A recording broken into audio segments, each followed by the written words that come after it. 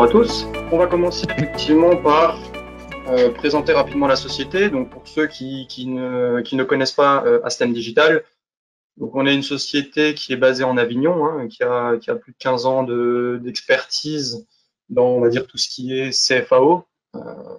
Alors, quand je parle de CFAO, j'entends bien entendu les systèmes d'empreinte optique, les imprimantes 3D. Alors on fait aussi du consommable, des usineuses, en passant par la radio. Voilà. Donc, on est une société, donc comme je vous disais tout à l'heure, hein, qui est basée en Avignon. Après, on a des commerciaux, des formateurs qui sont répartis sur la France entière. Donc, il y a forcément une présence d'Astem dans votre région. Notre hotline est donc basée en Avignon et elle est disponible donc quand vous appelez le numéro d'Astem Digital.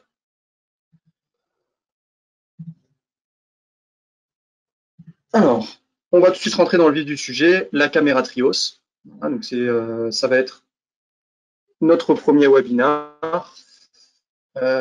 C'est une caméra, une des plus connues du marché. Hein, vous la possédez peut-être, ou bien vous l'avez sûrement déjà vue sur un salon ou auprès d'un confrère. Donc elle se décline en plusieurs configurations. Vous avez premièrement le scanner. Donc, vous avez la toute nouvelle Trios 4, la Trios 3 wireless, la Trios 3 filaire et la Trios basique. Donc la différence, hein, très succinctement, entre la Trios 3 basique et la Trios 3, c'est que au niveau du scan, de la numérisation et de l'interface logicielle, c'est exactement la même chose. C'est-à-dire vous n'allez pas être limité en ayant une Trios 3 basique. Vous allez simplement pas avoir ce qui s'appelle les excitement apps. Donc c'est des applications qui sont plus destinées à susciter l'intérêt et l'acceptation du traitement par le patient. Donc ça va être par exemple une sorte de setup orthodontique instantané ou une comparaison de modèles, voilà, ce genre de choses. Il faut savoir qu'il y a possibilité de passer sur la version Trios 3 standard sans surcoût, hein, simplement avec le prix de la différence.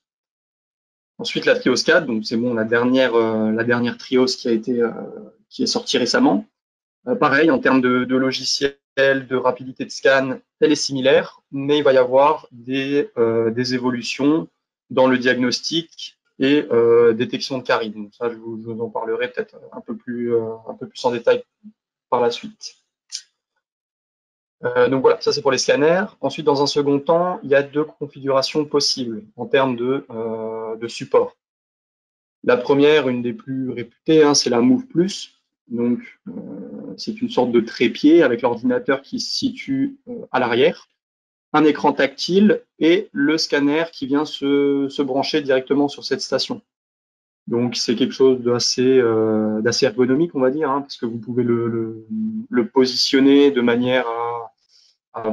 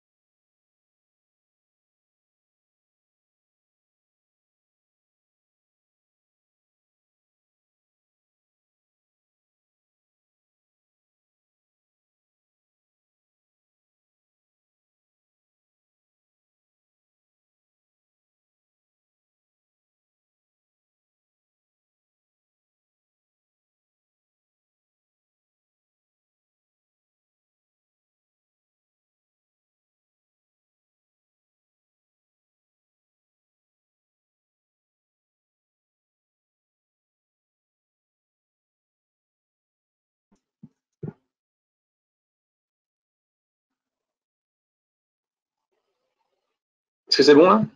Vous avez toujours du son? Ok. Bon. Alors je ne sais pas où est-ce que ça s'est arrêté. Si vous aviez entendu pour les setups, les deux.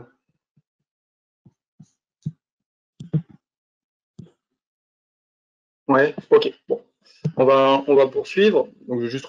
Bon, nickel. Ah, ok. Récapitulatif rapide pour les setups. Donc, la Move, un tout en un, hein, avec l'ordinateur, l'écran, le pistolet, tout est compact et comment dire, ergonomique. Voilà. Et ensuite, vous avez la configuration pod, donc qui est une version plus transportable. C'est-à-dire vous allez avoir le pistolet qui est connecté directement à un dispositif extérieur, donc un ordinateur. Voilà. Donc l'avantage de cette configuration, c'est que vous pouvez le mettre par exemple sur une petite desserte, vous pouvez l'emmener peut-être d'un cabinet à un autre, plus facilement aussi si vous avez un étage dans le cabinet. Donc après, c'est à voir aussi au cas par cas en fonction de la configuration de votre cabinet et de vos souhaits. Et ensuite, les logiciels, donc là, ça va être des logiciels additionnels. Donc le Trios Design Studio qui va permettre de modéliser une conception chairside. Donc, directement dans l'environnement Trios, vous allez pouvoir, par exemple, modéliser un inlay, un onlay, une petite couronne, une facette pour l'envoyer en usinage chairside. L'implant studio, donc qui va être pour planification implantaire et réalisation de guides chirurgicales. Le Clearliner Studio pour réaliser des traitements d'alignement par gouttière séquentielle. Le Spline Studio pour modéliser des gouttières. Alors, ça peut être orthèse d'avancée mandibulaire, calage occlusal, contention, etc. Donc voilà un petit peu pour les logiciels de la Trios. Alors, je reviens rapidement sur un petit peu les différences entre les trois versions de Trios. Donc, comme je vous disais tout à l'heure, hein, elles comprennent la technologie TreeShape de scan. Les trois caméras sont similaires. Voilà. La seule différence, ça va être effectivement cette mise à niveau des Excitement Apps. Et puis, par rapport à la Trios 4, en nouveauté, on parle des embouts intelligents et de l'aide au diagnostic des caries. Plus précisément, vous allez pouvoir, en un scan, hein, mettre en évidence les foyers infectieux par fluorescence. Donc, vous pouvez identifier effectivement soit un foyer infectieux, soit directement une carie. Et attention, là, j'apporte vraiment une mention hein, dessus. L'embout électronique est encore en cours de développement, donc il n'est pas encore disponible, mais il permettra effectivement à terme de détecter des caries en interproximale par translumination. Voilà. Donc ça va être pour ce qui ne serait pas visible à l'œil nu et sans effectivement passer par une radio ou autre. Après, il faut savoir effectivement que les caméras TreeShape sont des caméras qui sont en constante évolution. Donc, il y a un axe de développement qui est vraiment là-dessus. Hein. Par exemple, je crois qu'on l'a ici, oui. L'AIScan, donc c'est une intelligence artificielle qui est apparue assez récemment, hein, qui va permettre de retirer en direct automatiquement les tissus mous et les artefacts. Donc, ça va permettre d'avoir le scan le plus précis et le plus efficient possible. Donc, tout ça, c'est des choses qui sont amenées à apparaître. Voilà. Donc, il peut y avoir encore du changement sur vos caméras actuelles et des évolutions. Voilà. Donc, je vais m'arrêter ici en ce qui concerne la présentation théorique. On va passer tout de suite sur le logiciel de la caméra.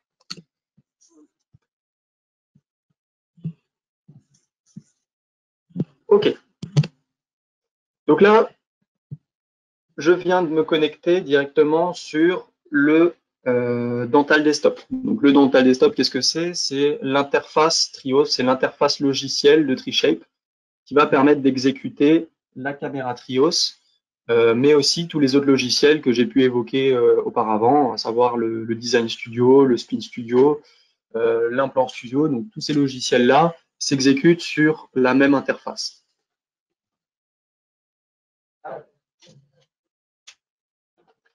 On peut constater tout de suite, hein, en haut, j'ai un onglet patient donc, qui va me permettre d'ajouter un nouveau patient. Je vais pouvoir renseigner un ID, un prénom, nom, date de naissance, email et commentaires. La seule mention qui est obligatoire, c'est le nom.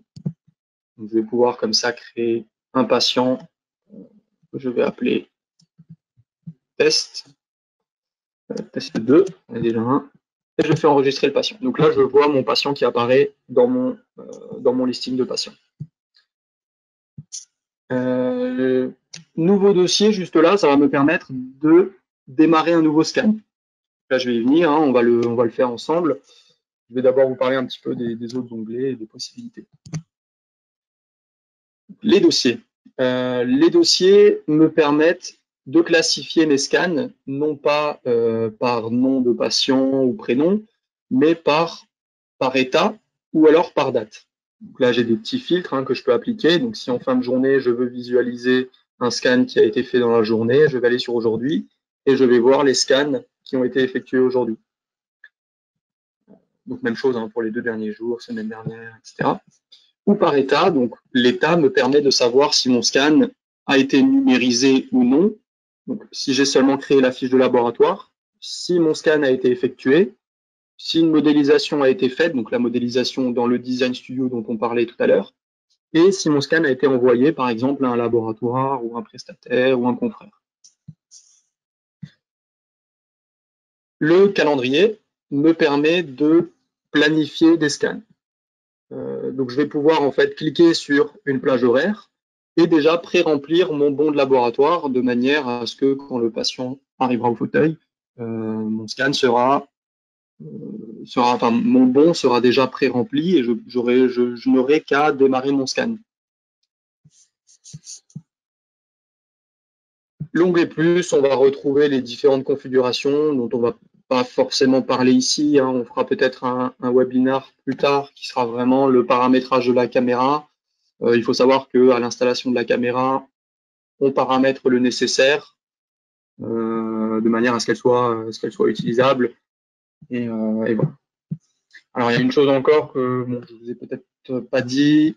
Il est nécessaire de calibrer la caméra. Donc, il y a 2 types de calibration possibles, la calibration 3D et la calibration couleur. Donc, ça va être un étalonnage en fait hein, du faisceau lumineux qui va permettre d'avoir le scan le plus exact possible. Voilà. Donc, que ce soit pour les reliefs, hein, les volumes 3D, ou bien pour la prise de teinte. Alors, on va tout de suite aller sur notre patient test. Donc, on va aller sur celui-ci et on va faire un nouveau dossier. Là, je rentre dans un processus de scan. Donc là, première étape, ça va être la sélection du laboratoire. Alors, il faut savoir que ce lien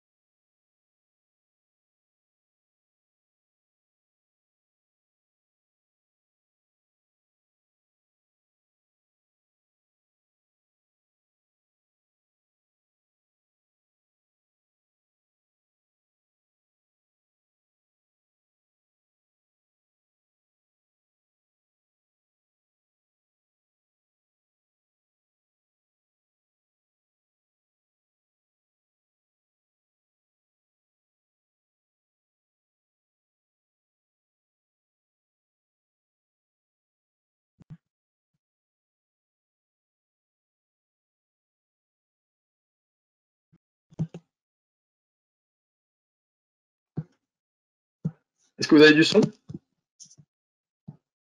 Ah, parfait. Bon. Ok, super, merci.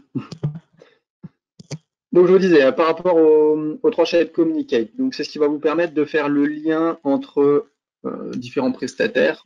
Donc, ça fonctionne un petit peu comme un réseau social. Hein. On crée un compte avec vous à l'installation de la caméra ou du logiciel laboratoire.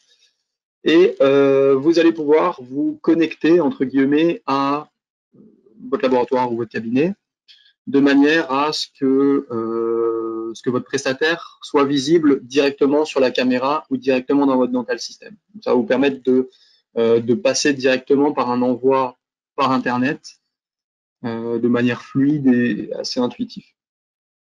Donc là, je vais choisir un laboratoire, la Perle, et j'arrive donc sur mon bon de commande.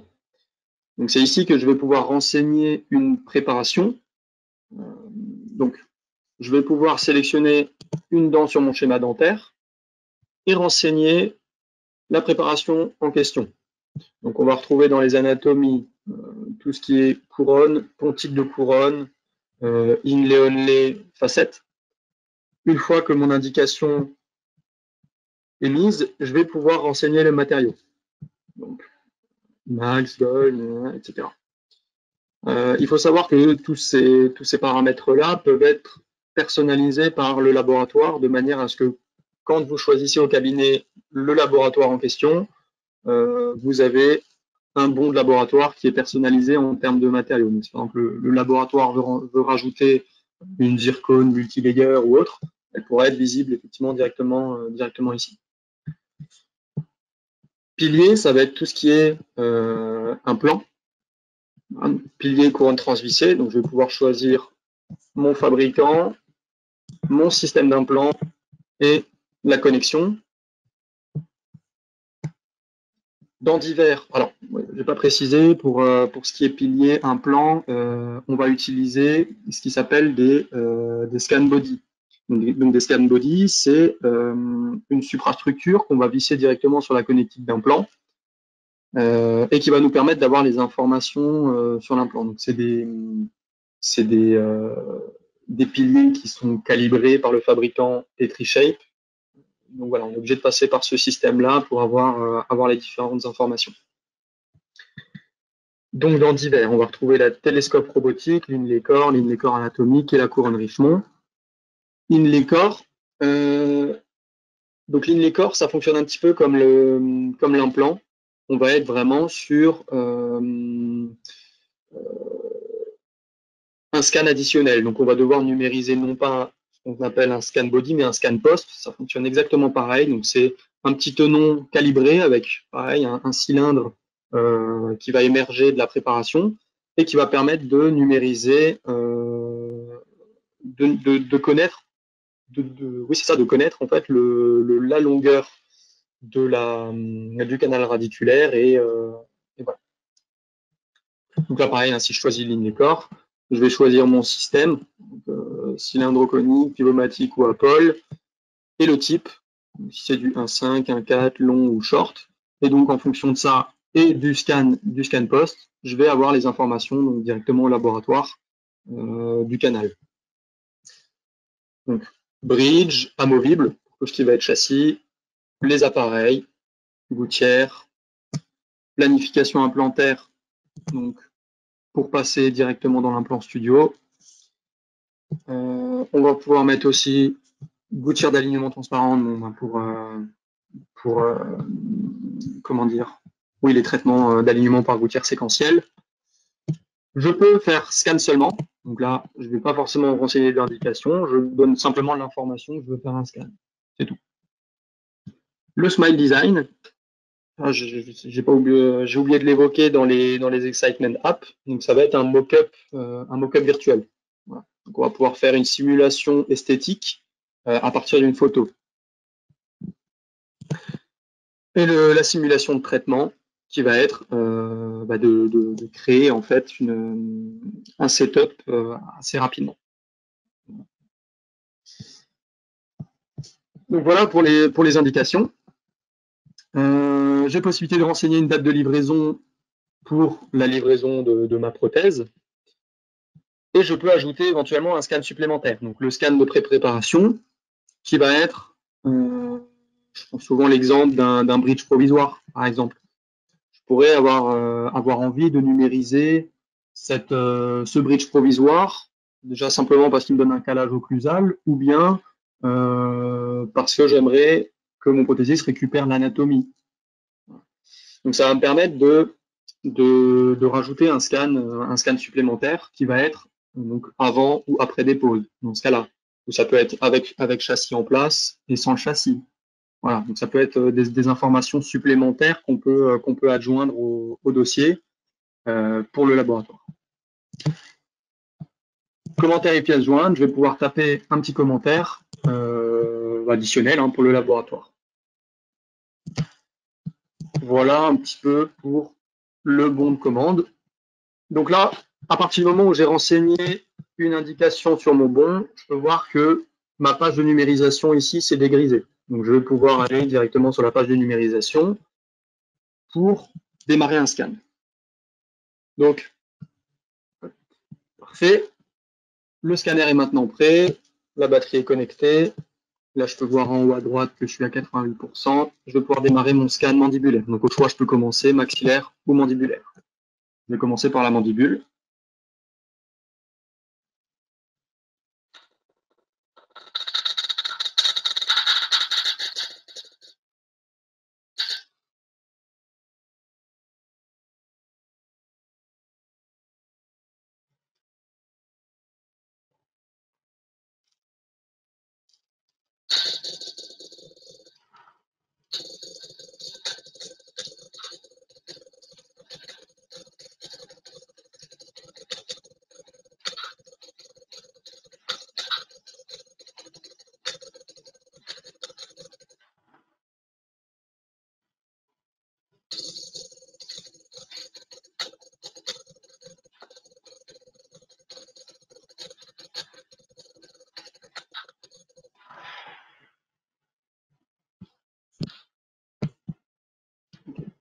Alors, je vois qu'il y a une question.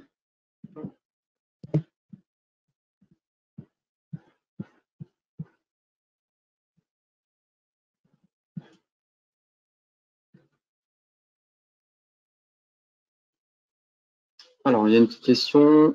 J'y répondrai après. Il ne trouve pas forcément l'occlusion du bridge transitoire. C'est-à-dire, comment ça, il ne trouve pas l'occlusion? C'est-à-dire, il ne fait pas le matching avec la bonne, avec l'empreinte précédente, c'est ça? Pas de matching. Alors, techniquement, il part de l'initial, donc il part de, si j'ajoute un scan,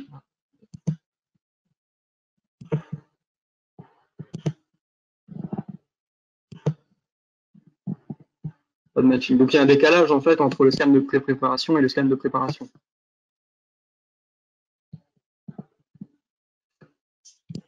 Je vais continuer en attendant, parce que le temps défile. Donc, je vous ai pas précisé.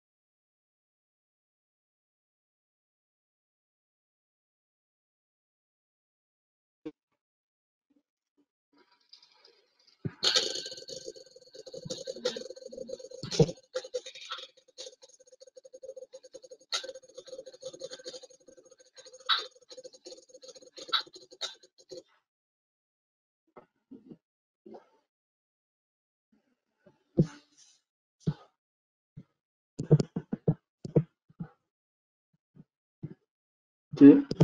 Est-ce que vous avez de nouveau du son?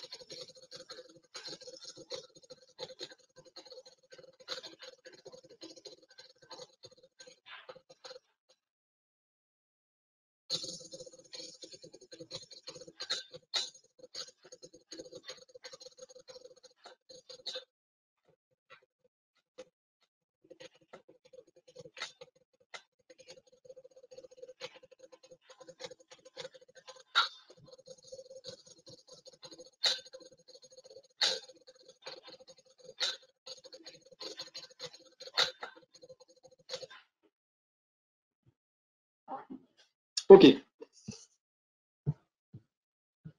Donc, j'ai continué mon scan, hein, j'ai directement fait le maxillaire. Donc, vous voyez les petites zones vertes qui sont là, c'est des zones de manque, c'est-à-dire des endroits où la caméra n'a pas eu suffisamment d'informations pour pouvoir créer la surface. Mais par contre, donc il va faire une estimation et le reboucher en fonction des surfaces environnantes. Donc il va faire une sorte de moyenne, hein, une moyenne pour combler cette zone-là. Alors, ensuite, on va voir un petit peu les petits outils qu'on a là avant de passer directement à l'occlusion. Donc, première chose, j'ai l'outil de découpe. L'outil de découpe va me permettre de découper certaines parties de mon scan.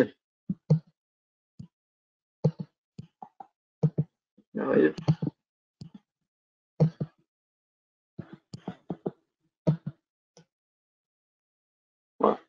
Donc, il va me permettre de découper une zone de muqueuse qui ne m'intéresse pas ou n'importe quelle information que j'aimerais retirer, ou bien tout simplement pour alléger un petit peu mon scan. Donc,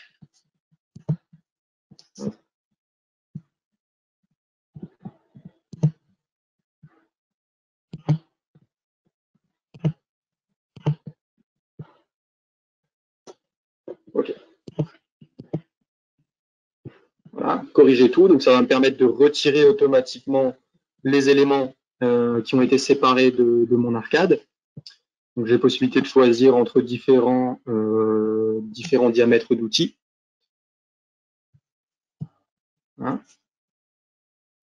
Et le fait de faire terminer, ça va valider toutes ces informations-là et je ne pourrai plus revenir en arrière. Si j'ai supprimé une zone par inadvertance, il faut bien le vérifier avant de valider cette zone-là. Sinon, on va devoir la renumériser. Verrouiller la surface, c'est un outil qui me permet de verrouiller une zone. Par exemple, je prends cet outil-là et je vais coloriser cette dent-là. Donc là, en admettant que je fasse une taille sur cette dent-là et que je repasse avec le scanner, il ne va pas me le modifier parce que cette dent a été verrouillée. Donc l'intérêt en fait de cet outil-là, ça va surtout être, il y a plein de cas de figure hein, où il peut être utile, mais un des plus récurrents, on va dire, c'est quand vous avez des scan body récurrents, des scan body convergents, pardon, des scan body qui voilà, j'ai par exemple un scan body sur la 26 et un sur la 25, et puis ils convergent. Donc il y en a un qui empiète sur l'autre. Simplement, quand je vais faire ma numérisation du scan body sur la 26, tout va bien se passer. Quand je vais le dévisser et le mettre sur la 25, il va automatiquement m'effacer celui de la 26. Parce que quand je vais numériser, il va se rendre compte qu'il n'est plus sur la 26.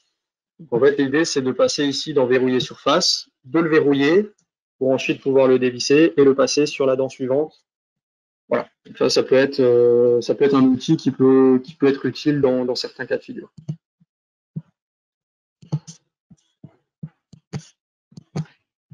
Okay.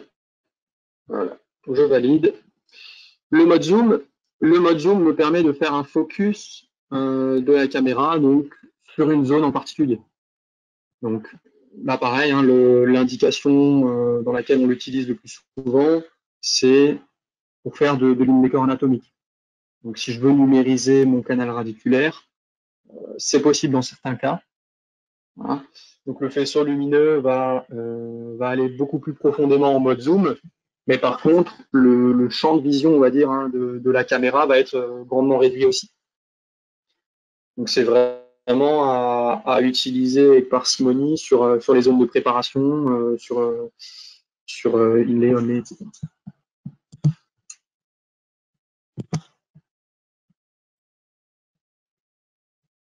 Alors, pour toutes les questions, j'y répondrai, je prendrai 5 minutes à la toute fin pour répondre à toutes les questions. Comme ça, on va pouvoir poursuivre et finir le scan. Et les explications. Donc, photo HD. Photo HD, ça va me permettre de faire une photo intrabuccale d'une zone en particulier. Donc ça, c'est une photo qui va être adjointe au fichier au dossier de scan et envoyée donc au laboratoire. Donc, si je veux mettre en avant une fêlure ou autre, c'est possible. Et ensuite, j'ai analyse, donc la prise de teinte. Alors, comment fonctionne la prise de teinte? Je vais placer un marqueur à l'endroit où j'aimerais prendre ma teinte. Sur la centrale, là, j'ai du C1. Si je veux ajouter une teinte secondaire, je vais appuyer ici, ajouter secondaire, et je vais rajouter un second point. Je peux après les redéplacer, et je vais comme ça pouvoir mettre plusieurs marqueurs pour avoir mes teintes aux différents endroits de la dent. Là, je peux placer un point en incisal, au collet et corps de la dent, par exemple. Voilà. À partir du moment où je fais terminer, c'est enregistré et c'est sur mon scan. OK. Je vais faire suivant et je vais tout de suite faire mon occlusion.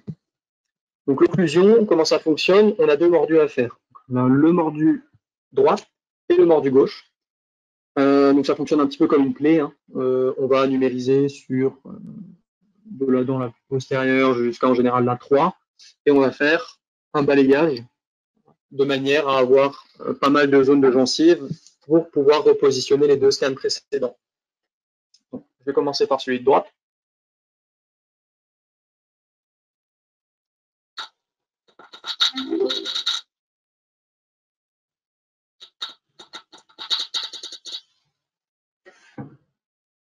OK. Donc là,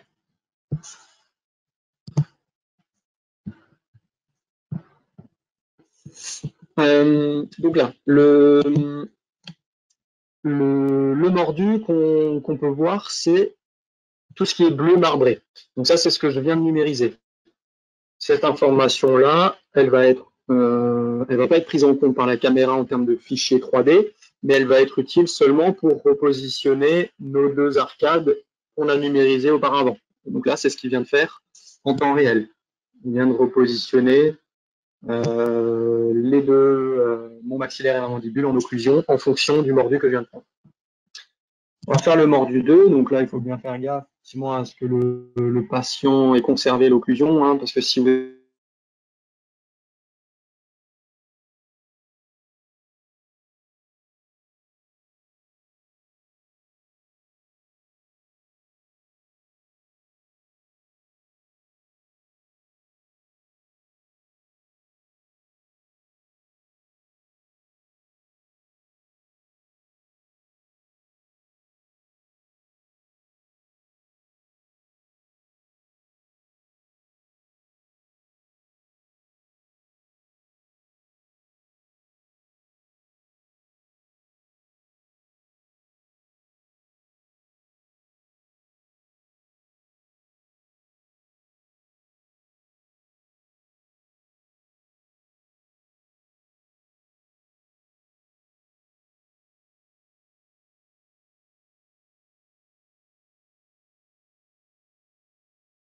entendez.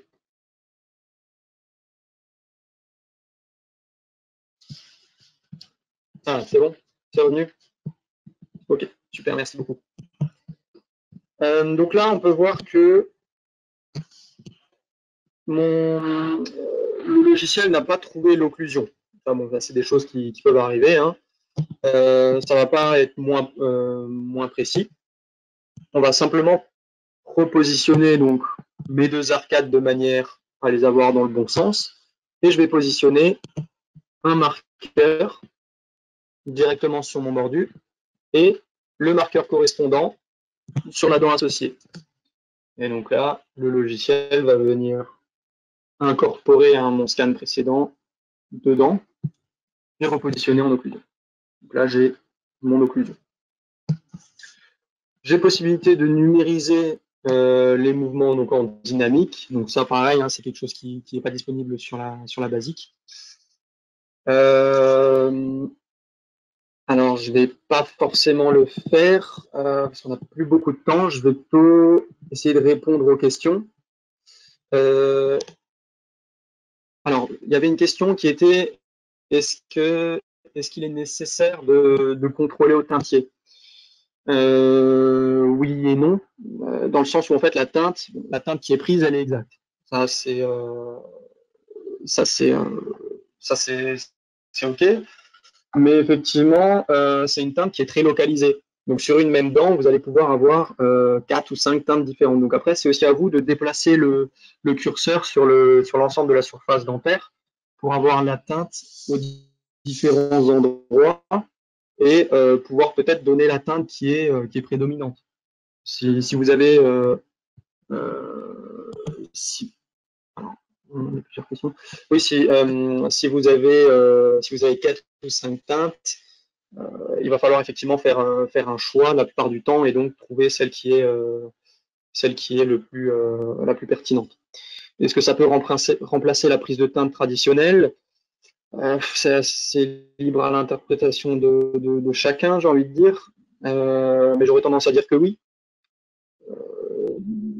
Après, vous avez par exemple la possibilité d'avoir justement 4, 5, 6 teintes différentes sur une même dent. Et pour un céramiste, sur une dent en antérieur, d'avoir ces informations-là plus une photo HD, c'est de l'or, j'ai envie de dire. Donc oui, j'aurais tendance à dire que oui. L'occlusion est assez difficile à enregistrer chez les enfants. 9 sur 10, nous sommes obligés de marquer les points pour faire correspondre l'occlusion. Y a-t-il une astuce pour réussir l'occlusion? Alors oui, il y a une astuce. On a souvent tendance en fait à vouloir prendre seulement l'engrainement. C'est-à-dire on va juste positionner la caméra de manière à prendre vraiment l'engrainement et on n'aura pas toutes les muqueuses ici. En fait, l'idée, c'est d'avoir un mordu qui est le plus haut possible. Plus vous avez de surface, plus le repositionnement va être facile et il va se faire automatiquement par la caméra. Donc l'idée, en fait, c'est vraiment positionner la caméra au maxillaire. Donc vous numérisez en fait le maxillaire, puis vous descendez à la mandibule et vous numérisez la mandibule. Et comme ça, vous faites un carré et un grand balayage. Ça vous permet d'avoir un maximum de zones de gencives. Et bon, ça va déjà sûrement régler, je pense, pas mal de soucis de ce côté-là.